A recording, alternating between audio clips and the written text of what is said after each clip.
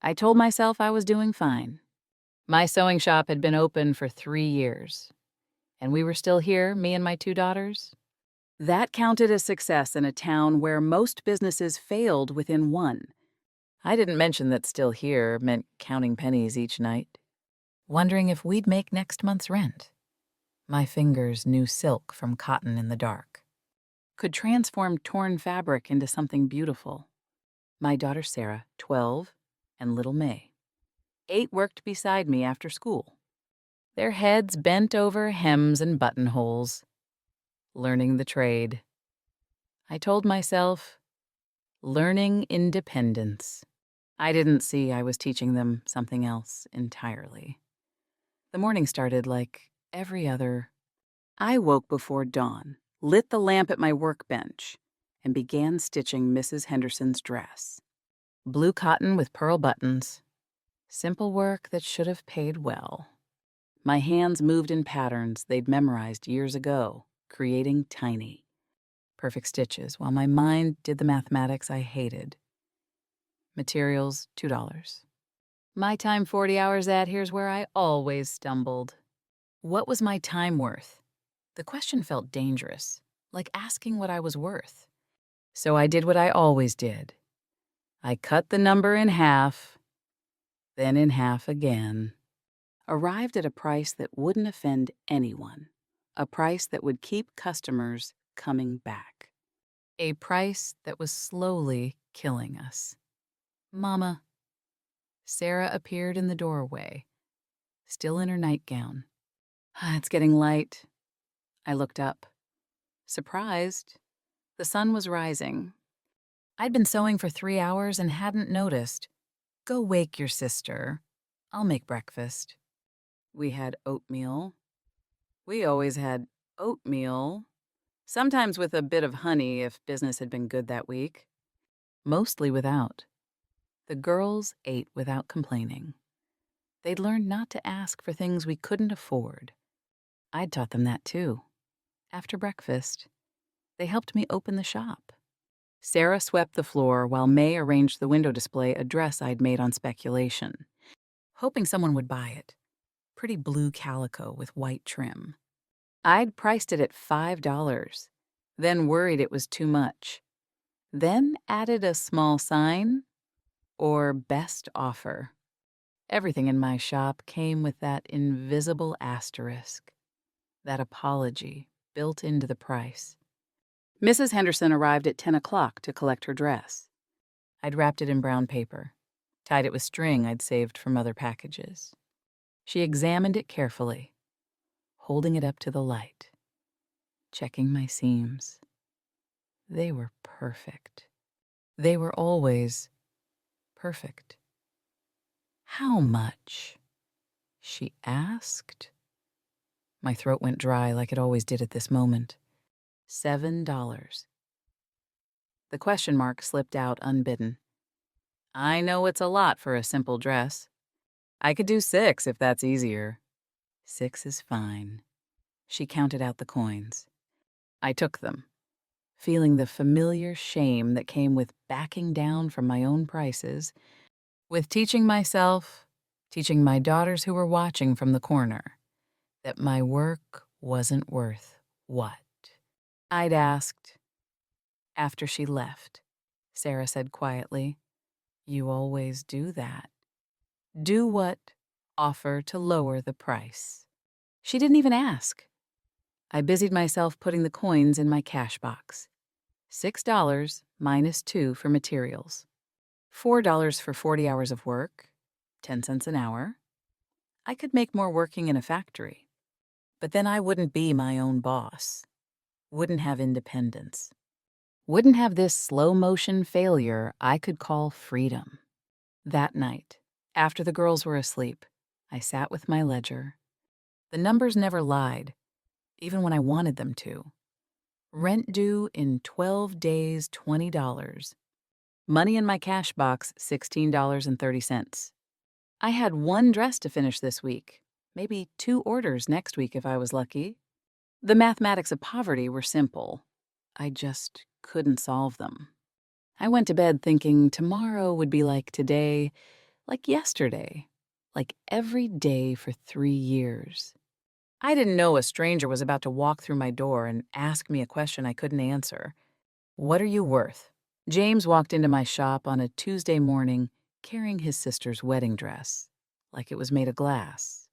The bell above my door chimed a sound I'd learned meant either salvation or disappointment, depending on what the customer wanted and what they were willing to pay.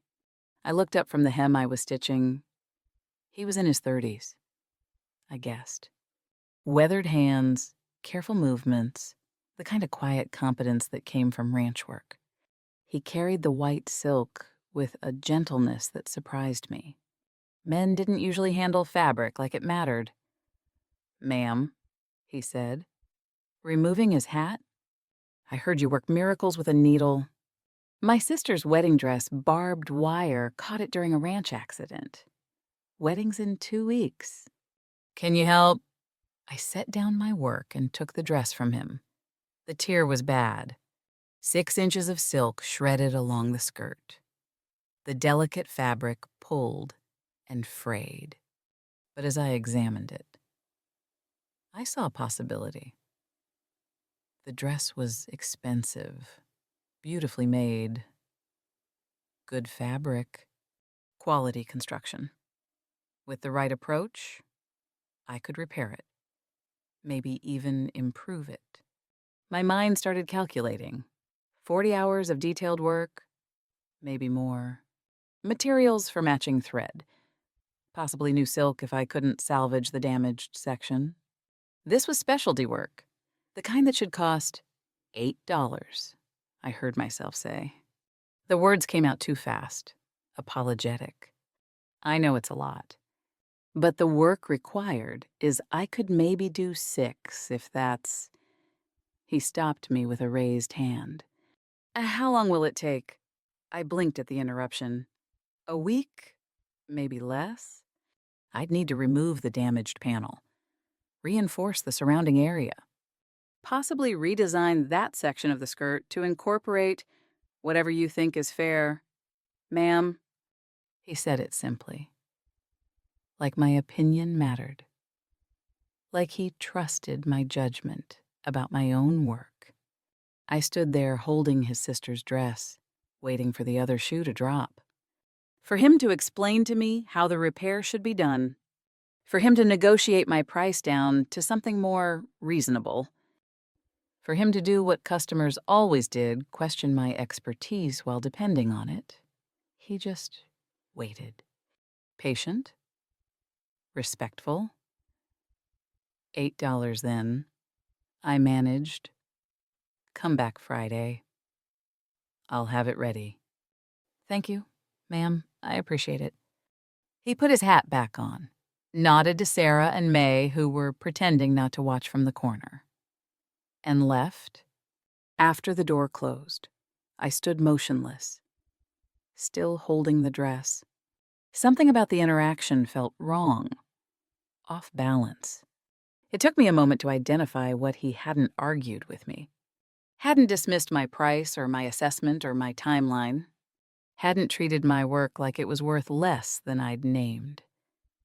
"Mama," Sarah's voice pulled me back. "Why'd you offer to lower the price? He didn't even ask." I had no good answer. Just old habits wearing grooves so deep I couldn't see them anymore.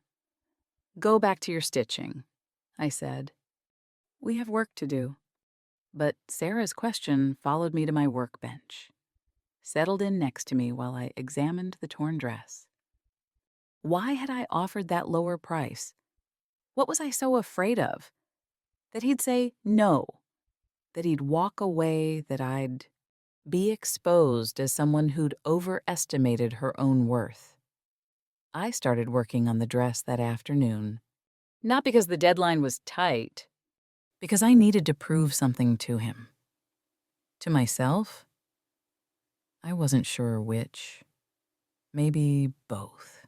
I worked on that dress like my life depended on it. Maybe because it did, just not in the way I thought. Every stitch had to be perfect, every seam invisible. every detail exactly right. The silk deserved more than repair. It deserved transformation. So instead of simply mending the tear, I redesigned that entire panel. Added delicate embroidery around the damaged area, turning an accident into intentional beauty. Changed the drape of the skirt to make the design look deliberate. Created something better than the original. Sarah watched me work with an intensity I recognized. She was learning, always learning. But what was I teaching her this time? "Mama," she said on Thursday evening, "why are you working so hard for only $8? The question landed like an accusation. Because it was one. Because I gave my word. I said, when you agree to do work, you do it right. But Mrs. Henderson's dress was simpler, and she paid $6. This dress is... Sarah gestured at the intricate embroidery I'd spent hours creating. This is art. I didn't have an answer. Or I had too many answers. None of them good. Because you can't ask for more. Because customers won't pay more. Because I'm not worth more. Because I don't know how to believe I am. Go to bed. I said instead, school tomorrow. She went, but I felt her question hanging in the air like smoke. Why was I working so hard for so little? When had I decided that's what I deserved? James returned Friday. Afternoon with his sister, I'd wrapped the dress carefully, wanting her to discover it slowly, wanting that moment of revelation when she saw what I'd done. She unwrapped it at my counter, went very still, touched the embroidered silk with trembling fingers. "It's better than it was," she whispered. How did you—" "The tear was significant," I said, uncomfortable with the praise. I had to redesign that section. I hope you don't mind. I tried to mind. She looked up at me with tears in her eyes. "This is the most beautiful dress I've ever seen. You didn't just fix it. You transformed it." James stood beside his sister, watching me with an expression I couldn't read. I busied myself with the brown paper, folding it uselessly. Compliments always made me want to disappear. $8, I said quickly. Like we agreed. James reached into his pocket, counted out coins, set them on my counter. I counted them back. $16. "This is too much," I said immediately. "We agreed on 8. I can't take this is... That's what it's worth, ma'am." His voice was quiet, but firm. Quality deserves recognition. My father taught me that underpricing your work teaches others to undervalue you. I won't be part of teaching you that lesson. The words hit me like cold water. Underpricing teaches others to undervalue you. I stood there, frozen, holding money that felt both too heavy and exactly right. I started, but didn't know how to finish. "Thank you" felt insufficient. I can't accept this felt like lying. The truth was, I wanted that money, needed it. But taking it felt like admitting something I wasn't ready to admit. That maybe I'd been wrong about my own worth for a very long time. His sister hugged me, dress in her arms, tears on her cheeks. They left together, the bell chiming behind them. I stood in my empty shop, hand closed around $16, and felt something crack inside me. Sarah appeared at my elbow. "He paid you what you're worth." "He paid me double." "No," she said, with the certainty only 12-year-olds possess. "He paid you what that dress was worth." "You charged him half?" After she went back to her corner, I opened my hand, and looked at the coins.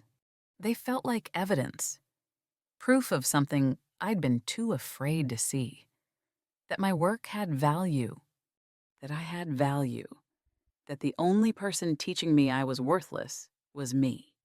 I put the money in my cash box and closed it, but I couldn't close the question Sarah had asked. Why had I charged so little? What was I so afraid of? The answer, when it came, was worse than I'd expected. I was afraid of hoping, afraid of believing I deserved more and being proven wrong. Better to aim low and hit the target than aim high and miss. Better to survive small than risk falling from high, but holding that $16. I wondered, what if I'd been calculating wrong all along? What if survival wasn't the same thing as living? James started recommending my shop. I didn't know it at first. Just noticed that new customers were arriving with a strange attitude. They expected quality, expected to pay fairly, arrived prepared to value my work before they'd even seen it. Mrs. Patterson was first. She walked in on Wednesday requesting a dress for her daughter's wedding. I showed her fabric samples, discussed designs, calculated the cost in my head. $28, I said, then immediately wanted to take it back. That's for the full dress, custom fitted, with, James said you're the finest seamstress in 3 counties, she interrupted, and that your prices reflect your skill. 28 sounds reasonable for what you're describing. I stood there, mouth open, trying to process what had just happened.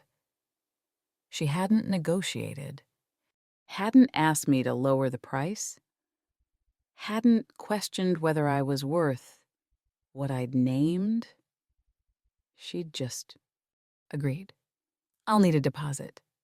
I managed half now, half on delivery. She counted out $14 without hesitation. When can I pick it up? Over the following weeks, more customers came. Each one mentioned James. Not just that he'd recommended me, that he'd prepared them. Educated them about craftsmanship value before they walked through my door. He was creating a context where my fair prices made sense.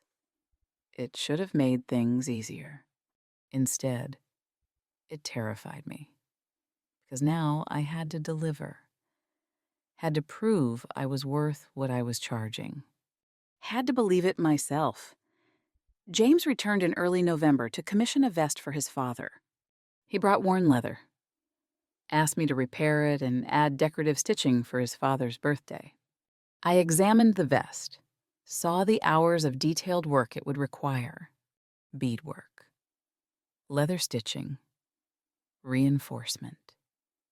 $4, I said. He looked at me for a long moment. Is that what you charged before I walked in? Or what you're charging now? The question stopped me cold. I knew what he was asking. Was I still playing the old game? Still undervaluing myself out of habit or fear before? I admitted. Then charge me what you're worth, he said gently. Not what you think I'll pay. I rewrote the price in my mind. Materials, time, skill. $12 was fair. But saying it out loud felt impossible, like standing on a cliff and being asked to fly. 12, I whispered. That sounds right. He handed me a $6 deposit. I'll get the rest when I pick it up. After he left, I sat at my workbench, trembling. I'd done it. Named a fair price and he'd accepted it. No argument, no negotiation, just respect for my assessment of my own work. That night, I taught Sarah the complex embroidery technique I'd been holding back. The difficult one. The one that justified higher prices but required hours to master. She'd been ready for months. I'd been too afraid to teach her. Afraid she'd be better than me? Afraid she'd learn to value herself and make me look small by comparison. Afraid of so many things I couldn't even name them all. "Why now?" she asked as I showed her the pattern. "Because you're ready," I said. But the truth was simpler. I was ready to teach my daughter that she was worth investing in, worth the time it took to share real knowledge, worth more than the shortcuts I'd been teaching her out of desperation. May watched from her corner, too young for this level of detail, but absorbing it anyway. Learning that her mother had skills worth teaching, worth valuing, worth passing on. I wondered when I'd started counting James's footsteps, when his recommendations had become familiar, when I'd begun to realize that he wasn't rescuing me, he was reflecting my value back until I could see it. Myself. He wasn't carrying me across a bridge, just showing me it existed, then watching to see if I'd walk. The choice was always mine. That night, after the girls were asleep, I sat with my ledger and did something I'd never done before. I added up what I'd earned in the month since James first walked through my door. The number shocked me. Not because it was small, because it was possible. Because fair pricing hadn't driven away customers, it had attracted different ones. Better ones. People who valued quality enough to pay for it. I closed the book and whispered to my empty shop, maybe I was wrong. It was the scariest sentence I'd ever spoken. And the most hopeful. The afternoon James found me crying over my account books. I wanted to disappear. I'd kept my struggles private for 3 years. Widows don't get to be weak. Single mothers don't get to admit they're drowning. But there I was, tears falling on the ledger where numbers refused to add up to survival, and nowhere to hide. It was Tuesday. The girls were at school. I'd sent them off with smiles and reassurance, then come back to face the mathematics of failure. 3 months of accounts spread across my workbench. Even with some fairly priced jobs, years of underpricing had created a hole I couldn't climb out of. Rent due in 6 days, money short, again. I'd been working maximum hours, raising prices slowly, delivering quality that exceeded expectations. None of it was enough to make up for 3 years of teaching customers I wasn't worth fair payment. The bell above my door chimed. I wiped my eyes quickly, arranged my face into competence. But James had already seen "Ma'am." He stood in my doorway, holding 2 plates wrapped in cloth from the hotel restaurant. "Thought you might be too busy to stop for lunch." I stared at the ledger, at my tear-stained arithmetic, at the evidence of my failure spread out for him to witness. "I'm fine," I managed. "Just tired. End-of-month accounting. You know how it is." He set the food on the corner of my workbench, pulled up the customer chair, sat down, and waited. The silence was worse than questions. It created space for truth. I didn't want to speak. "I can't make it work," I heard myself say. "The numbers won't. I've tried. I've been charging fairly for 6 weeks, and it's not enough to make up for 3 years of charging nothing. I'm still..." My voice broke. "I'm still failing. May I ask you something?" His voice was gentle. "Why do you apologize when you state your prices?" I looked up, stunned. "I don't..." "You do? Every time you say the price, then immediately offer to lower it, like you're expecting rejection, preparing for it." The words landed like truth I'd been avoiding. I did that. Had been doing it so long I didn't even notice anymore. apologizing for my existence, for taking up space, for asking to be paid for my work. My late husband, I started, then stopped. Hadn't talked about him in years. Hadn't wanted to admit how much his voice still lived in my head. He used to say my sewing was a hobby, a way to keep busy, not real work. When I told him I wanted to open a shop, he laughed, asked who I thought I was, said no one would pay for work any woman could do. James waited. Let me finish. He died 6 months later. And I thought opening this shop would prove him wrong. But every time I state a price and then lower it, I hear his voice, "Who do you think you are?" And I've been answering that question for 3 years. Nobody, nothing. Lucky to get anything at all. The silence after I finished felt enormous. I'd never said those words out loud before. Never admitted how much I'd internalized my dead husband's contempt. How I'd made his cruelty my truth. My father built furniture, James said, finally. Beautiful pieces. Chairs that lasted generations. Tables you could feel the craftsmanship in. He charged almost nothing for them. Said it wasn't about money. Said a man should be humble about his work. I looked at him, surprised by the parallel. He died in debt, James continued. Despite 30 years of making things people treasured.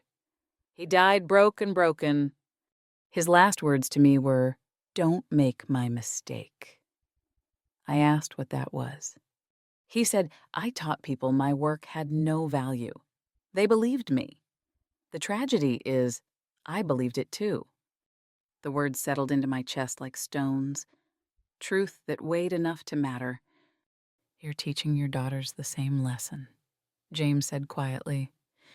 "Is that what you want them to learn?" The question cracked something inside me. Not gently, not kindly, like breaking a bone to set it properly. I saw Sarah watching me apologize for my prices. Saw May absorbing every lesson about what women's work was worth. Saw myself replicating my husband's cruelty, teaching my daughters they were worth nothing because I'd never learned I was worth something. "I don't know how to believe I'm worth more," I whispered. "Every time I try." I hear his voice.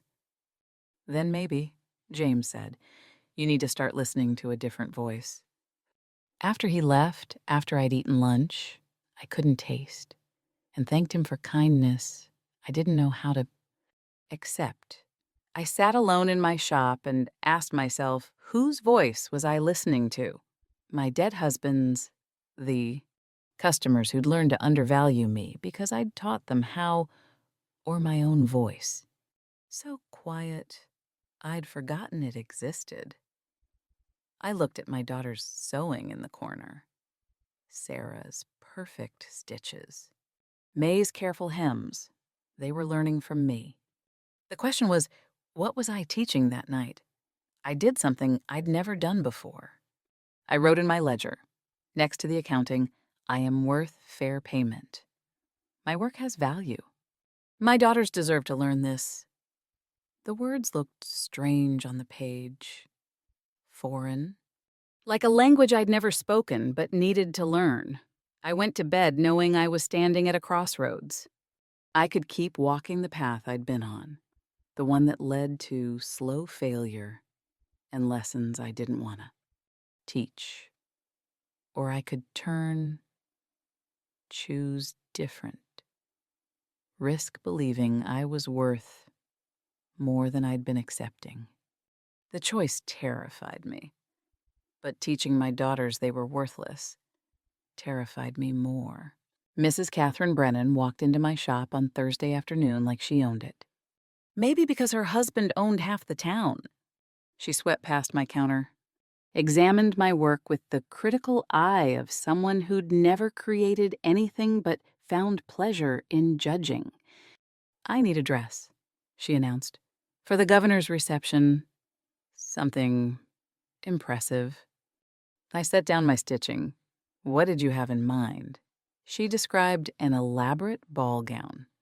Silk, extensive beadwork, custom fitted, rush timeline. She needed it in 4 weeks instead of the normal 6. My mind calculated automatically materials, time, complexity. 6 weeks of work compressed into 4. I can do that. I said, "The fee would be $35. Her eyes narrowed. "That's absurd." "I know you'll work with me," Mrs. Henderson said. "You're very accommodating with prices. I'm sure we can come to an arrangement." The word accommodating dripped with condescension, meaning I know you're desperate. I know you'll say yes. I know your worth, and it's not much. I glanced at Sarah and May in the corner. They'd stopped their work, were watching, learning. This moment was teaching them something. The question was, what, Mrs. Brennan? I heard myself say. Voice steadier than I felt.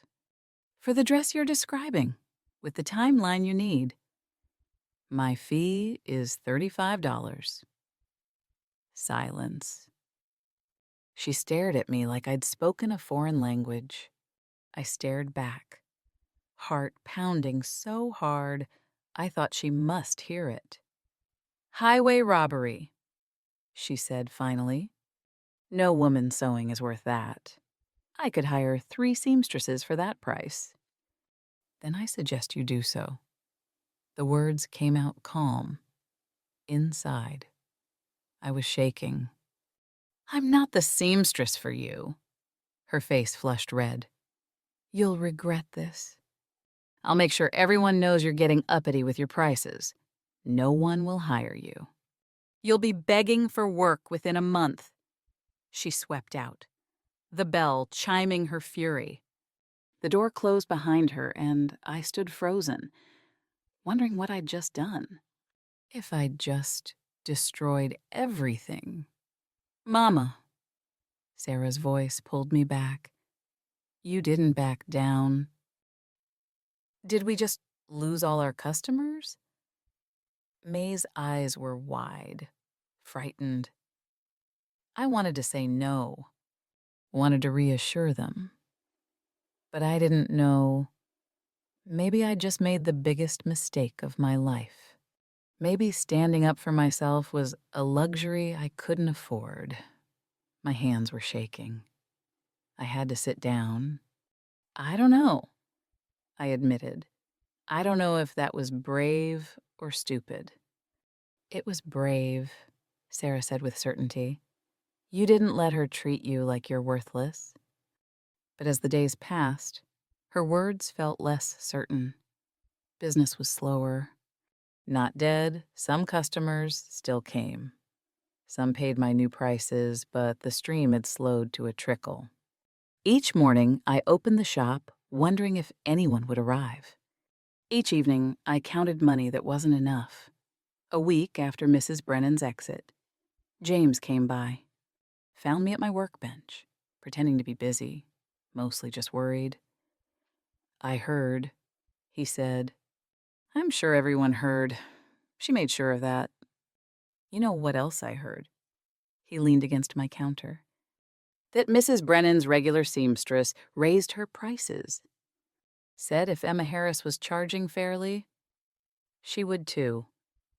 I looked up, surprised. "And the laundress. And the woman who does alterations on 3rd Street?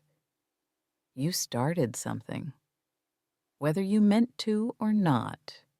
Gave other women permission to value themselves." I wanted to believe him. Wanted to think my stand had mattered. But I also needed to pay rent. Needed to feed my daughters. Noble stands didn't fill empty stomachs. "What if I was wrong?" I whispered. "What if fair prices just mean no customers?" James was quiet for a moment. "Then you'll know. But at least You won't spend the rest of your life wondering what would have happened if you'd believed in yourself after he left. I thought about his words, about the choice I'd made, about my daughters watching me stand up to Mrs. Brennan, learning that women could say no, could refuse to be undervalued, could risk everything rather than accept nothing. I'd taught them something that day, finally taught them something worth learning. Now I just had to figure out if we could survive the lesson. 3 weeks after Mrs. Brennan left in a fury, I packed our bags. Business was slower. Not dead, some customers still came. Some paid fairly, but not enough. Each morning, I opened the shop, wondering if this was the day no one arrived. Each night, I counted money that was dwindling, rent due in 10 days, savings running dry. I'd been at fair prices for 6 weeks total. Not long enough to know if it would work. Long enough to fear it wouldn't. Late Thursday night. Daughters asleep. I pulled out our travel bags and started folding clothes. Told myself it was practical. We could move to another town. Start over. Go back to charging nothing and surviving. Pride wasn't worth starving. My daughters' futures mattered more than my self-worth. I was folding May's Sunday dress when Sarah appeared in the doorway. "Mama, what are you doing?" I set down the dress, arranged my face into something that might look like calm, just organizing, thinking about new opportunities in other towns. "You're running away." She said it like fact, not accusation. I'm being practical. Business is slow. We need to eat. Maybe somewhere else. Somewhere else where you can go back to charging nothing. Sarah crossed her arms. 12 years old and already seeing through me. Somewhere Mrs. Brennan hasn't ruined your reputation so you can ruin it yourself. Sarah, you're scared. May appeared behind her sister, rubbing sleep from her eyes. You're scared you're worth something. The words hit like a slap out of the mouths of children. Truth I'd been avoiding wrapped in my 8-year-old daughter's voice.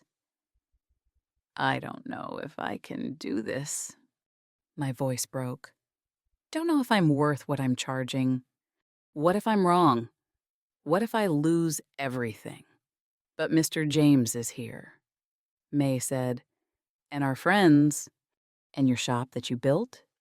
And if we run," Sarah added. "What are you teaching us? That trying and failing is worse than never trying? That women should just accept less and be grateful for it?" I looked at my daughters. When had they grown so wise, and saw myself reflected? In their eyes, not the self I was, the self I could be, the self they needed me to be. A knock at the door. Late for visitors. I went downstairs. Daughters following. Opened to find James on my doorstep. "I just saw your lamplight," he said. Sensed something wrong. I let him in. Didn't have energy to pretend anymore. He saw the bags. Understood immediately. "You're leaving." "I can't do this." The admission felt like failure. Can't keep pretending I deserve fair payment when the customers aren't coming, when the money's running out, when my daughters need to eat. So you'll teach them that running is the answer. His voice was quiet, but firm. That the cruelest voice in your head deserves to win. That women should give up when things get hard. What choice do I have? The same choice you've always had. Believe in yourself or don't. But understand. He looked at Sarah and May, then back at me. They're watching, learning. You're not just deciding your future. You're deciding what they'll believe about theirs. I sank into a chair. He was right. I knew he was right. But knowing and doing were oceans apart. I've lost everything before, I whispered.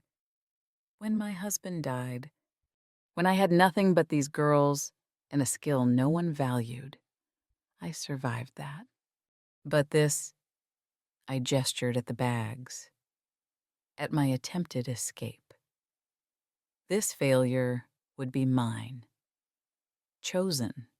I charged fairly and failed. That's harder somehow. Because if you fail at fair prices, James said slowly, you have to admit you were undercharging for 3 years. All that suffering was avoidable. That's a hard truth. Yes, that was it exactly. If I succeeded now, I'd have to face that I'd chosen poverty, chosen to undervalue myself, chosen to teach my daughters they were worthless. The guilt of that was heavier than the poverty ever was. What if I just asked for fair payment from the start? I looked at my daughters. What if all those nights we ate oatmeal and beans? I could have.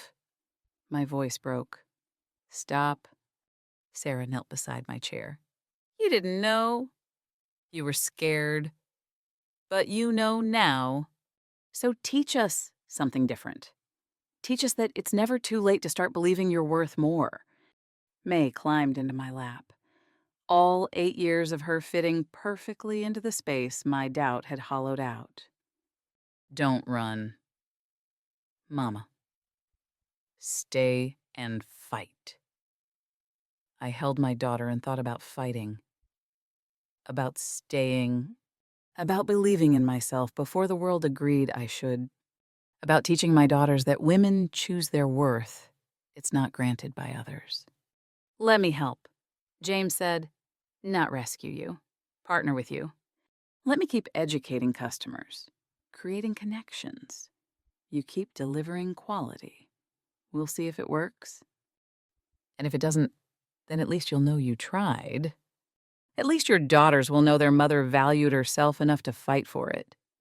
I looked at the packed bags, at my daughters' faces, at James offering partnership. Not rescue. At the choice I'd been running from for 3 weeks. I could keep running. Or I could unpack these bags and stay, risk failing with dignity instead of running with shame. Okay, I whispered, we'll stay. Sarah hugged me.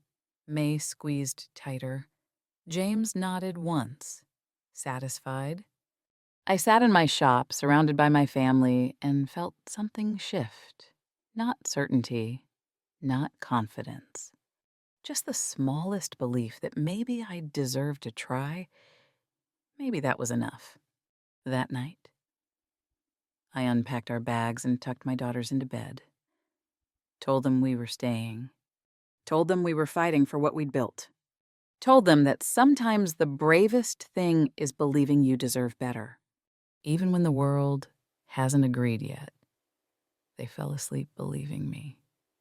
Now, I had to believe myself. The morning after, I almost ran. I woke before dawn and did something I'd never done. I rewrote my entire price list. No more apologizing, no more cutting prices in half. Just honest assessment materials plus time plus skill equals fair price. I wrote each number like a declaration of independence. Like planting a flag in territory I'd been too afraid to claim. Sarah found me at the workbench. Price list spread out. Morning light just touching the windows. What are you doing, claiming my worth? I said. Want to help. Together, we created a new sign for the shop window. Simple words, quality craftsmanship at fair prices. 7 words that felt like revolution. We hung it while May watched, all 3 of us understanding the significance. This was the line I wouldn't cross back over, the choice I was making permanent. Mrs. Patterson arrived mid-morning, needing a dress for her daughter's engagement party. I showed her fabric samples, discussed the design, calculated the work required. $28 for the work you're describing. I said it clearly. No question mark. No apology. 40 hours of detailed labor with, "That's fine," she interrupted. "James mentioned your prices reflect your quality. When can you have it done?" I stared at her, waiting for negotiation that didn't come. She just wanted to know the timeline. Like my price was reasonable. Like I'd named fair value, and she accepted it. 3 weeks. I managed. She paid the deposit and left. I stood at my counter holding $14 and shaking. I'd done it.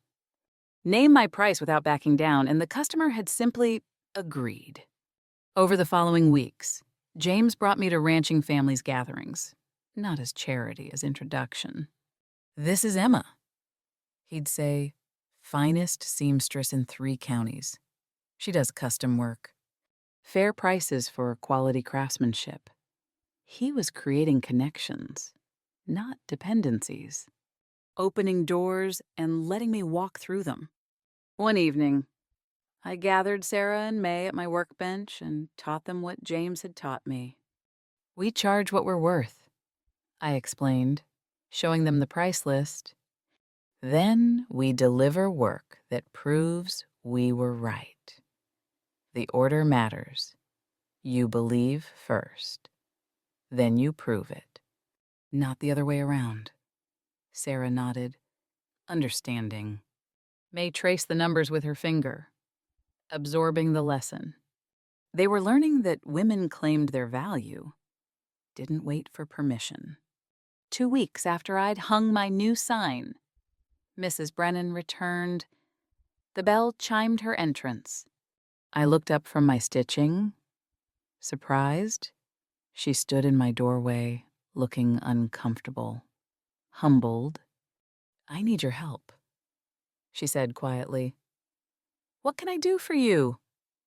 The governor's reception was last week. The seamstress I hired. She stopped, gathering words. The dress fell apart. Literally. Seams split during the first dance. I was humiliated in front of the entire state government. I set down my work, waited for her to continue. "I need a dress, a real dress, one that won't fail." She met my eyes. "I'll pay your price." I could have gloated, could have refused, could have made her beg. Instead, I did what I'd learned to do. I treated my work and hers with dignity. "Let me show you some fabric samples," I said. "Tell me what you're envisioning." We spent an hour discussing designs. I quoted $38 for the work she wanted. She agreed without negotiating, paid a deposit, left looking relieved. After the door closed, Sarah said, "You could have charged her more, made her pay for how she treated you." I charged her what the work is worth. I corrected. Revenge pricing would make me just as bad as her undervaluing me. Fair is fair. That's the whole point. The following week, a customer mentioned something that made me pause. "You started something. You know, women all over town are raising their prices. The baker, the laundress, even Mrs. Chen who does alterations. They're all saying if Emma Harris can charge fairly, so can they." I stood in my shop, stunned. I'd started a movement without meaning to, given other women permission to value themselves, created a wave of self-worth that was lifting more than just my business. That night, I taught a young seamstress named Mary, who'd asked for advice. She was 19, talented, charging nothing for work that should cost plenty. I shared my story, the years of underpricing, the fear, the breakthrough, taught her what I'd learned. Your worth isn't determined by others' willingness to pay, I explained. It's determined by the quality you create. Set prices that reflect that. Then deliver work that proves you right. She left with new price calculations and tears in her eyes. Thank you, she whispered, for showing me it's possible. After she left, I sat at my workbench and realized I wasn't just changing my business anymore. I was changing how women in this town thought about their work, their value, themselves. The choice I'd made to stay, to fight, to believe I deserved fair payment was rippling outward, creating permission for others to believe the same thing. 6 weeks after hanging my new sign, I had a waiting list.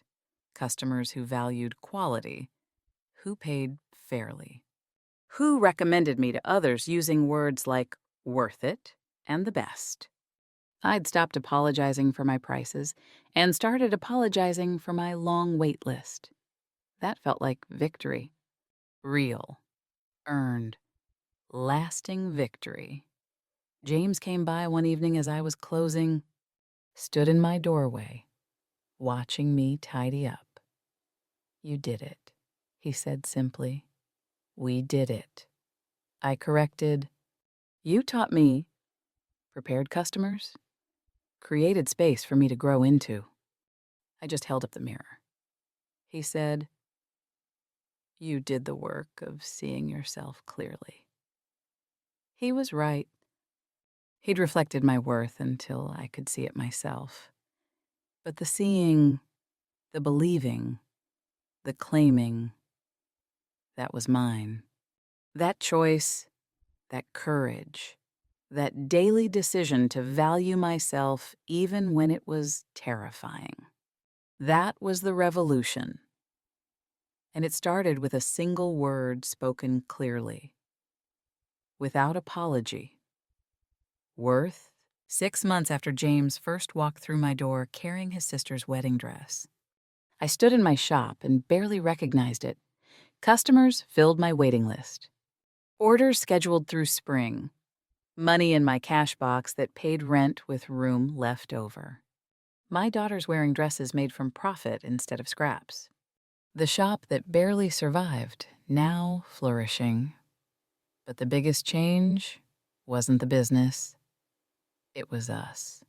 Sarah had just finished pricing work for a customer. I watched from my workbench as she stated the fee clearly. No apology. No negotiation. That dress will take 30 hours of detailed work. The fee is $25. The customer agreed. Sarah thanked her and scheduled the work. After the customer left, I hugged my daughter. You did that perfectly. You taught me how, she said simply. I had, finally. After 3 years of teaching her to be small, I'd spent 6 months teaching her to claim space, to value her work, to understand that worth wasn't granted by others, but claimed by yourself. May was learning too. At 9 years old, she was mastering techniques I'd been holding back. Not because she wasn't ready, because I'd been afraid of her surpassing me, afraid of my own irrelevance. But I'd learned that holding back knowledge was just another way of undervaluing myself. If my skills were worth teaching, they were worth sharing freely. On Tuesday afternoons, I'd started working with Mary and 2 other young seamstresses in town, teaching them techniques, sharing business strategies, passing on the philosophy James had taught me: quality creates value. Value deserves recognition. Recognition requires you believing first. We'd formed a network women business owners supporting each other. The baker shared pricing strategies. The laundress referred customers to seamstresses. The music teacher recommended my shop to her students' mothers. We'd built a web of mutual support, each of us lifting the others. Mrs. Brennan had become a regular customer. never apologized for how she'd treated me, didn't need to. We had a professional relationship now. She paid fairly. I delivered quality. That was enough. The women who'd learned to undervalue themselves because I'd undervalued myself, they were learning. Different now, too. Mrs. Henderson came by last week, paid my price without negotiating, and said, "I'm glad you raised your rates. Your work always deserved more than I was paying." That acknowledgement meant more than any apology could have. James and I had grown from business partners to something deeper. He brought dinner to the shop on late nights, helped me close, walked home with us. Sarah and May called him Uncle James now, though we all knew he was becoming more than that. Not rescue romance, not a man saving a desperate widow. Just two people who'd learned to value themselves, choosing to share that strength with each other. Last week, he asked if he could court me properly. I said yes, not because I needed him, because I'd chosen him, because partnership between equals was the only kind worth having. Tonight, after the girls were asleep, I sat at my workbench with silk under my fingers, creating beauty like I always had, but now, knowing its value, claiming it, charging what it was worth, and delivering work that proved I was right. I thought about the woman who'd opened this shop 3 years ago. The one who'd charged $6 for 40 hours of work and called it gratitude. The one who'd taught her daughters to be small because she'd believed that's what women were. I didn't recognize her anymore. That woman believed she had to choose between self-worth and survival. This woman knew they were the same thing. I looked at my price list, fair numbers, written clearly. Looked at my calendar full of orders from customers who valued quality. Looked at my daughter's work corner, their growing skill, their emerging confidence, their understanding that they were worth fair payment and more. This was what I'd built. Not just a business, a life, a lesson, a legacy. James arrived with coffee, staying close, respecting the work. Sarah and May were upstairs dreaming of futures where they'd never doubt their worth. My shop was full of orders, my cash box full of money that reflected honest value, my heart full of peace I'd earned through struggle. Sometimes I thought about that morning James walked through my door, about the question he'd eventually asked that I couldn't answer. At first, what are you worth?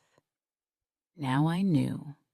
I was worth fair payment, worth respect, worth partnership with someone who saw me clearly, worth teaching my daughters that they were worth it too, worth the risk of believing before the world agreed, worth the fear of hoping, worth fighting for instead of running from. The dress on my workbench would take 40 hours. I'd charge $32. The customer already agreed because I'd stated it like fact, not apology. Like I knew what I was worth and wouldn't negotiate down from truth. My hands created beauty. My voice claimed its value. My daughters learned both skills. And James brought coffee, respected the work, stayed close. We built this together, a shop full of quality, a life full of dignity, a family that knew what we were worth. I'd spent so long protecting my heart from hope. I'd forgotten hearts were meant to be used, meant to risk, meant to believe in things before they were certain. Sometimes the frontier isn't a place. Sometimes it's the distance between who you were and who you became. I'd crossed mine, one fair price at a time, one choice to believe, one daily decision to value myself until it became habit instead of hope. Looking back, I could see what I couldn't see. Then I didn't need James to rescue me. I needed him to hold up a mirror until I could see myself clearly. The courage was always mine. I just needed to remember I had it. Success wasn't about working harder. I'd already worked myself to the bone. Success came from finally believing I deserved what my hands created. From teaching my daughters that their worth isn't determined by others' willingness to pay, but by the quality they bring to the world. James didn't save me. He educated me. Then he stood beside me while I saved myself. That's the business we built. That's the life we built. That's the lesson I finally learned to teach. And every morning when I open my shop, when I see that sign in the window, quality craftsmanship at fair prices, I remember I chose this, claimed this, believed in this when belief was terrifying. That's what makes it mine. That's what makes it real. That's what makes it worth everything it costs to learn.